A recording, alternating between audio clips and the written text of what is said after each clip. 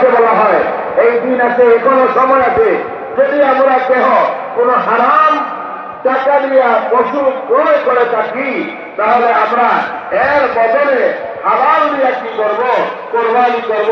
কারণ হালাল ছাড়া আল্লাহ পাকের দরবারে এই কোরবানির কোনো মূল্য, একবার মন থেকে সবাই বলি, কোনো মূল্য নেই। অতএব আল্লাহ পাক রব্বুল আলামিন আমাদের সকলকে হালাল রিজক দ্বারা আল্লাহ মেহরবান করে, ইয়া আল্লাহ মকসুদের দোয়া কবুল ফরমাও।